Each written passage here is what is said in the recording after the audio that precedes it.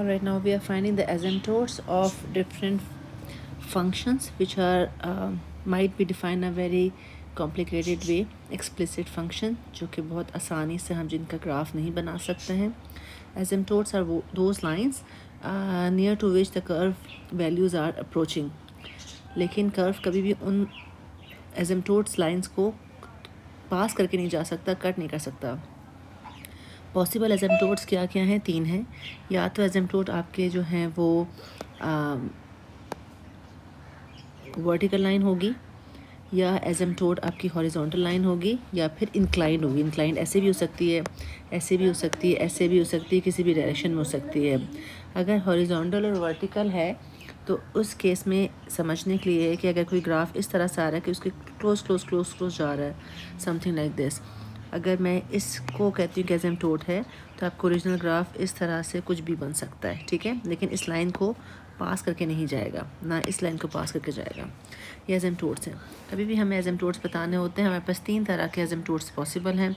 या तो parallel to X axis, which means I am talking about the horizontal asymptote.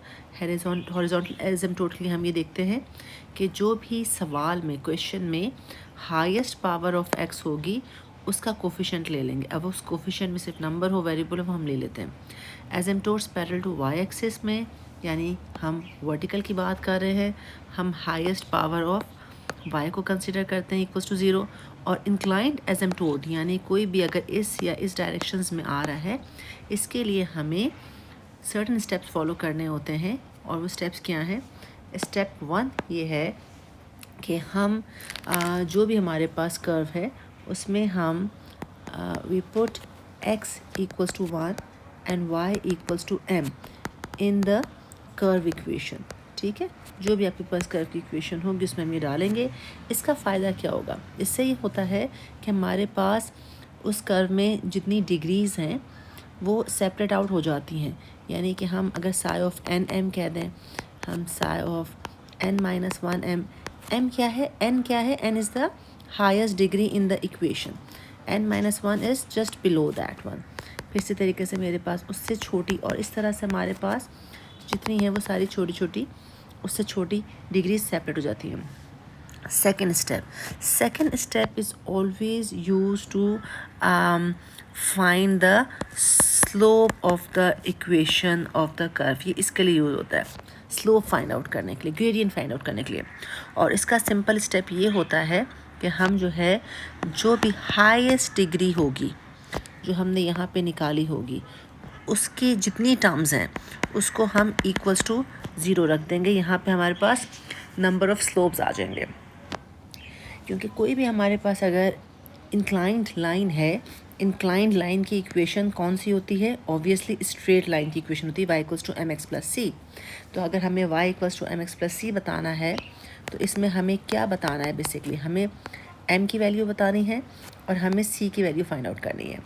m की value हम कैसे निकालेंगे? हम स्टेप 2 से निकालेंगे, और c की वैल्यू हम स्टेप 3 से निकालेंगे, ठीक है. अब स्टेप 3 में हमारे पास क्या है? स्टेप 3 में हमारे पास 3 पॉसिबिलिटीज़ हैं कि या तो हमारे पास डिफरेंट एम्स मौजूद होंगे, right, for different values of m. यानी कि हमारे पास अगर एक क्यूबिक इक्वेशन है तो हमारे पास 3 m है, m1 m2 m3, और तीनों अलग अलग होंगे. और या हमारे पास पॉसिबिलिटी है कि हमारे जो भी m's हैं वो सेम हों, राइट, या फिर तीनों के तीनों m जो हैं वो भी आपके सेम हो. अब इनमें से कौन सी कंडीशन है? Accordingly we will find out the roots. Okay, अगर मैं ये पहली कंडीशन यूज़ करती हूँ कि हमारे पास m जो है वो डिफरेंट है, तो उस केस में जो हमारा फार्मूला बन जाता है वो ये फार्मूला हम यूज़ करेंगे c निकालने के लिए. और ये फार्मूले में क्या है? Minus sigh of n minus 1 upon sigh of n. यानी हाईएस्ट डिग्री जो सवाल में मौजूद है उसको हमने डिनोमिनेटर में उसका हमने डिफ्रेंशिएट करना है, और जो उससे 1 डिग्री छोटी है वो हमने न्यूमिनेटर में लिखना है. I will show the question, you will understand it better than. Okay, फिर हमारे पास दूसरे स्टेप में मौजूद क्या है, ये फार्मूला मौजूद है, विच इज़ दूसरी पॉसिबिलिटी क्या है कि हमारे पास जो रूट्स हैं वो दो रूट्स सेम अगर मौजूद आ रहे हैं आपके पास सवाल में, दोनों रूट सेम हैं, यानी जो आउट ऑफ हमने यहाँ पे जितने निकाले हैं पहले स्टेप 2 में, उसमें से कोई दो रूट्स बिल्कुल सेम आ रहे हों, उस केस में हम ये वाला फार्मूला यूज़ करेंगे जो कि c² / 2 factorial double derivative of the highest degree फिर प्लस सी करके एंड सो ऑन। और तीसरा हमारे पास पॉसिबिलिटी क्या आ रही है कि हमारे सारे रूट्स जो हैं वो सेम हैं, तीनों रूट सेम। जब तीनों रूट सेम है then you will use this formula so on. इसलिए लिखा है कि इफ़ यू नोटिस इसमें जो ये वाला पार्ट है, ये वाला पार्ट बिल्कुल वही वाला है जो स्टेप 2 में था, सिर्फ फ़र्क ये है कि यहाँ पे हमारे पास n था तो यहाँ पे हमारे पास n-1 आ गया, यहाँ n-1 है तो n-2, क्योंकि जो n वाली चीज़ है वो हमने यहाँ यूज़ की है विद द थर्ड डेरिवेटिव। ठीक है, all right, let's do one question to understand the concept of asymptote in a better way. अच्छा, सबसे पहले हम क्या करेंगे, इस सवाल के हम जो है हॉरिजॉन्टल और वर्टिकल एसिम्प्टोट्स निकालेंगे। तो हॉरिजॉन्टल एसिम्प्टोट निकालने के लिए हमारे पास क्या रूल है, हमारे पास रूल ये है कि हम इसका जो हाईएस्ट पावर है, यानी हॉरिजॉन्टल से मुराद है which is parallel to X axis की बात कर रही हूँ मैं, तो हमने हाईएस्ट पावर ऑफ एक्स को इक्वल्स टू 0। अब यहाँ हाईएस्ट पावर ऑफ एक्स कौन सा बन रहा है, एक्स क्यूब, तो इसका कोफिशिएंट क्या है 4, so 4 equals to 0, that which is obviously not possible. तो अगर ये पॉसिबल नहीं है तो इसका मतलब है नो हॉरिजॉन्टल या parallel to X axis asymptote. ठीक है, आपने समझ लेना है कि हमारे पास कोई भी इस डायरेक्शन का एसिम्प्टोट मौजूद नहीं है। सेकेंड स्टेप, हम वर्टिकल एसिम्प्टोट निकालते हैं, यानी कि पैरेलल टू वाई एक्सिस, और उसके लिए हम क्या लेंगे, वो वैल्यू लेंगे जो हाईएस्ट ऑफ y होगी, ये रही, यानी -y³। इसका कोफिशिएंट क्या है आपके पास, -1 इक्वल्स टू 0 आ गया, again which is not possible. तो इसके लिए भी आप लिख लेंगे कि इसका नो वर्टिकल एसिम्प्टोट, कोई ऐसा हमारे पास नहीं है। अब हम किसको चेक कर रहे हैं, अब हम इंक्लाइंड एसिम्प्टोट को चेक कर रहे हैं।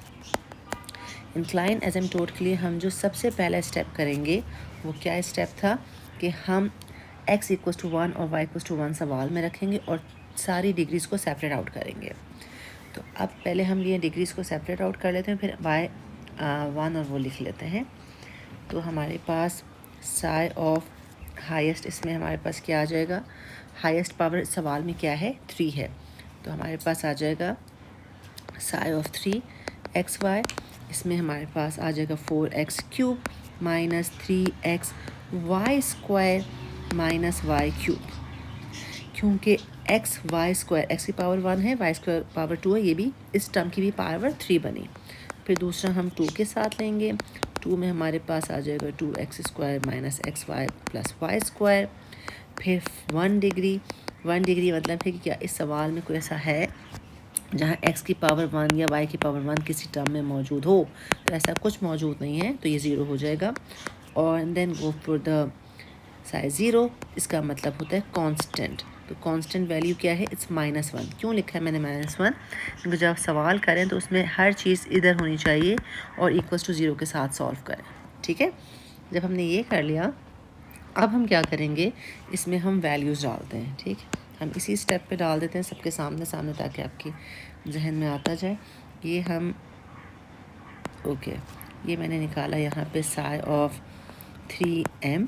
सो अब आपने x1 डाला तो 4 हो गया, ym डाला है तो -3m² एंड देन -m³। ये वाला मेरा बन जाएगा साई 2m = 2 -m + m²। इस पर कोई फ़र्क नहीं पड़ेगा, ये ऐसे ही रहेगा, ये 0 हो जाएगा, और इस वाले पे भी कोई फ़र्क नहीं पड़ना क्योंकि इसमें कोई x और y वेरिएबल मौजूद नहीं है, तो ये -1 हो जाएगा। Okay, my bad, this is n। ये हमने फर्स्ट स्टेप कर लिया। ठीक है, अब फर्स्ट स्टेप करने के बाद हम आएंगे, this is my step 1 done. अपने याद रखने के लिए हमने लिखा है। ओके, अब स्टेप 2 क्या था? स्टेप 2 में हमें क्या करना होता था? हमें स्टेप 2 में जो हाईएस्ट डिग्री थी, हाईएस्ट डिग्री इसमें कौन सी है? 3, इसकी टर्म्स को 0 रखना है ताकि हमारे पास ग्रेडियंट आ जाए। तो इसका मतलब है इसको सॉल्व करने के लिए मैं क्या करूँगी? -m³ -3m² + 4 = 0 रखा। प्रॉपर इसको फॉर्म में अगर मैं लिखूँ, इसमें मेरे पास m टर्म मिसिंग है तो मैं उसकी जगह 0m लिख सकती हूँ ताकि जब मैं कैलकुलेटर में वैल्यू डालूँ तो मैं मिस आउट ना करूँ। इसके 2 आंसर्स आए हैं और इसके आंसर्स आए हैं, रूट्स है m = कैलकुलेटर ने डायरेक्ट दे दिया m = 1 एंड m = -2। अच्छा, अब यहाँ एक बात जहन में रखें कि ये मैं क्यूबिक इक्वेशन सॉल्व कर रही थी, जिसके 3 आंसर आने चाहिए थे। कैलकुलेटर ने 2 देने का मतलब ये है कि इनमें से कोई एक रिपीटिंग है, या तो ये 1 1 और 2 होगा, सॉरी 1 1 -2 होगा, या फिर 1 -2 और -2 होगा। तो इसका दूसरा आसान तरीका ये कि मैं पहले इस पे सिंथेटिक डिवीजन लगा के इस क्यूबिक को क्वाड्रेटिक में कन्वर्ट कर लेती हूँ। तो ये इक्वेशन मेरी बनी थी -m³ -3m² and then +0m and then +4। Okay, तो यहाँ से मैंने, और मेरे पास कैलकुलेटर से आ चुका है, एक आंसर 1 आया और एक -2। तो मैं सिंथेटिक लगा रही हूँ यहाँ पे और मैं 1 के साथ कर रही हूँ। इसके कोफिशिएंट लिखे, -1, इसका आ गया -3, 0 और 4 आ गया। पहला वाला एज इट इज़ उतरा, 1 1 ज़ा -1, इनको ऐड सब्ट्रैक्ट किया तो -4, देन अगेन 1 4 ज़ा -4, ये आंसर ऐड सब्ट्रैक्ट के -4 एंड 1 -4 इज़ -4। इसको सॉल्व किया तो 0 आ गया, दैट मीन्स परफेक्टली फाइन हम काम कर रहे हैं। ये आ गया -m² -4m -4 = 0। तो अब जब मैं इसको कैलकुलेटर में डालूँगी या मैं इसके फैक्टर्स निकालूँगी तो ये मेरे पास आ जाएगा m = -2 और -2। सो अब यहाँ से फाइनली मेरे पास आ गया कि मेरे पास जो 3 ग्रेडियंट्स आए हैं वो क्या आए हैं? m1 -2 उसका क्या मतलब है कि हमारे पास 3 जो हैं इंक्लाइंड एसिम्प्टोट्स हैं। एसिम्प्टोट्स क्या है हमारे पास? ये है स्ट्रेट लाइन। 3 m आ गए, यानी हमारे पास आ गया y = 1x + c, फिर आया y = -2x + c, y = -2x + c। अब क्या चीज़ अननोन है इसमें? इसमें अननोन है c। यहाँ पे ये c मौजूद नहीं है, ये c और ये c, ये हमने बताना है, ठीक है? ये हमने अभी ढूंढना है। अभी हम कहाँ से ढूंढेंगे? हम स्टेप 3 से ढूंढेंगे, ठीक है?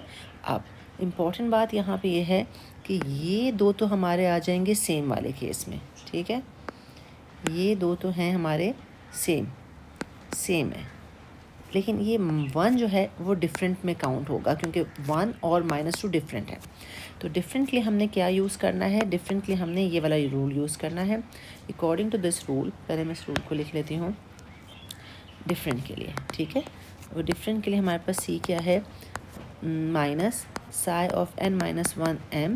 अपॉन ψ(n)m और इसकी डेरिवेटिव। अब n यहाँ हाईएस्ट डिग्री कौन सी है? हाईएस्ट डिग्री यहाँ 3 वाली है, ठीक है? अच्छा, एक काम, I need it again and again, तो इसको मैं कॉपी कर लेती हूँ।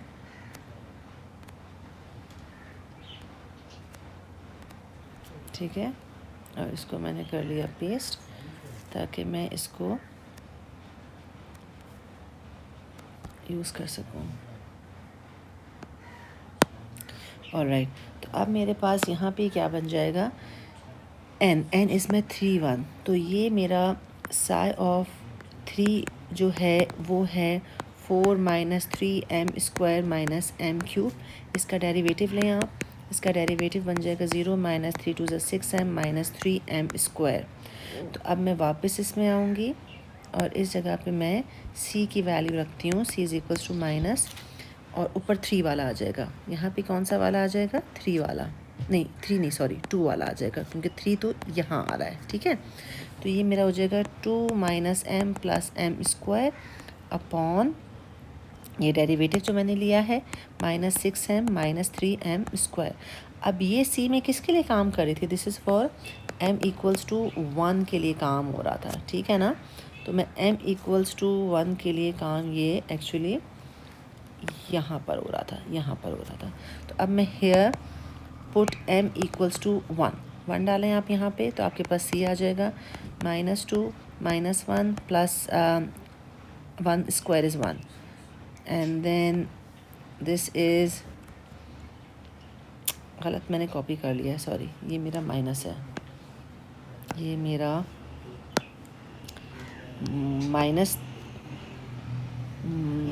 -2 -m, ये प्लस m स्क्वायर था।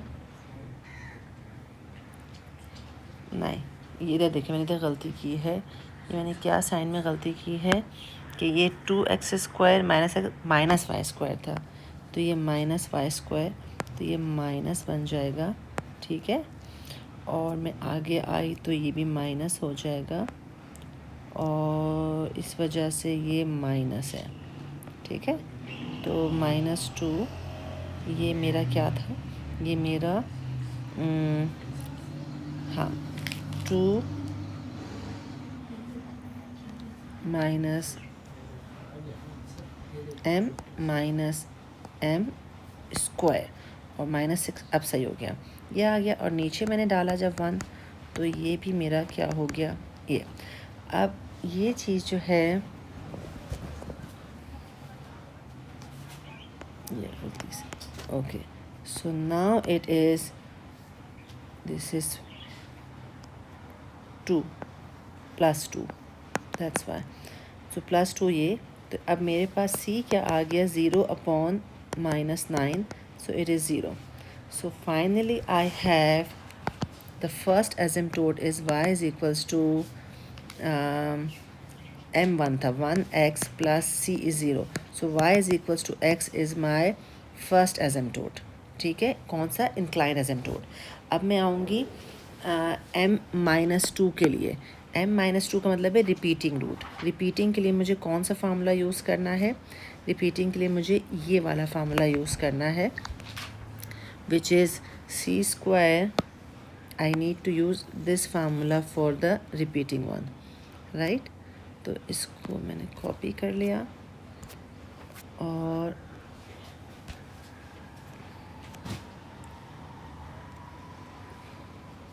ठीक है, ओके, एक्स्ट्रा मैं इसमें से मिटा देती हूँ।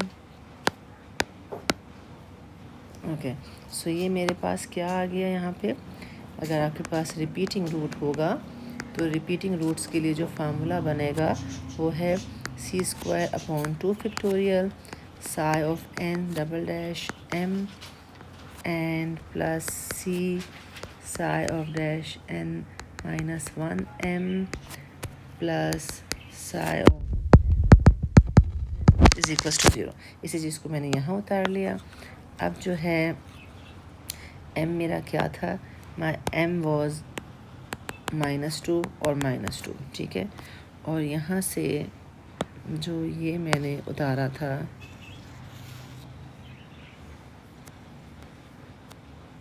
ये मेरा क्या हो गया था,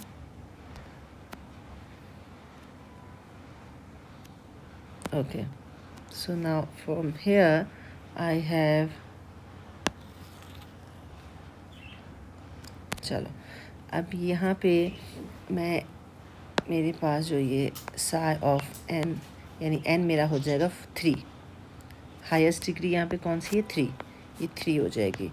ये क्या है, 4 - 3m² - m³। जब मैं इसका एक दफ़ा डेरिवेटिव लूँगी तो ये बन जाएगा 0 - 3^6m - 3m²। जब एक और दफ़ा लूँगी तो ये बन जाएगा -6 - 6m। अच्छा, फिर उसके बाद मैं आ जाऊँगी कौन सी वाली पे, ये 2 है, ये 3 है और ये 1 है, ठीक है। अब मैं 2 पर आऊँगी, ओके। ये 2 वाला जो फंक्शन है, नहीं sorry, not the differentiating one, original, ठीक है, वो क्या आ जाएगा, 2 - m - m²। जब मैं इसको एक दफ़ा डिफरेंशिएट करूँगी तो -1 - 2m, बस एक दफ़ा चाहिए मुझे डिफ्रेंशिएट और बस हो गया। अब मैं इन सब की वैल्यू जो है 1 बाय 1 इस फार्मूले में डालूँगी। So then I will have c square, ठीक है, c square upon 2 factorial is 2, this one is this which is minus 6 m, then plus c, this one is -1 -2 m plus 1 वाला कौन सा है ये, plus 0 is equals to 0। Let's simplify it. So C square, यहाँ से मैं 2 common ले सकती हूँ, सी स्क्वायर 2 कॉमन लिया तो 2 3 ज़ा 6 -3 m, और ये 2 जो है इससे कट गया, plus c into -1 and -2 m।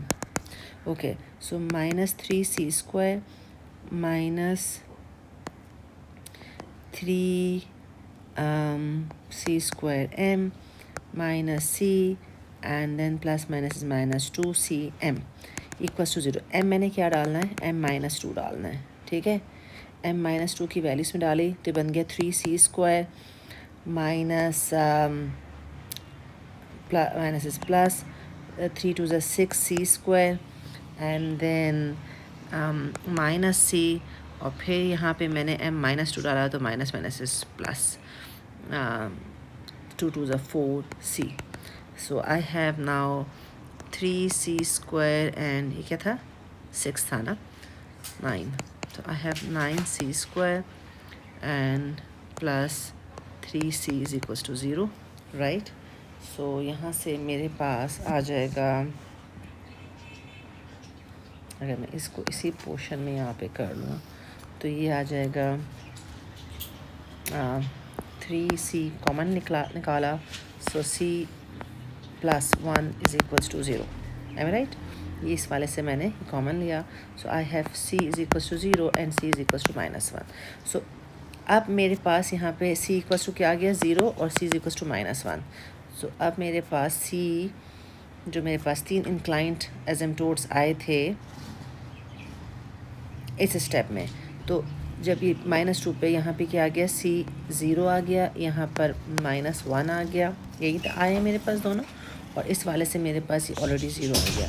So finally 3 asymptote of this answers are, वो कौन से 3 एसिम्प्टोट्स मेरे पास आ गए हैं, एक ये वाला है which is y equals to x, दूसरा ये वाला है which is y equals to -2x, और तीसरा ये वाला है which is y equals to -2x -1। Done. So this is the steps you need to follow to find the inclined asymptote of the question, जहाँ पे हम exactly उसको directly calculator वगैरह या और किसी लॉजिक से नहीं सॉल्व कर सकते।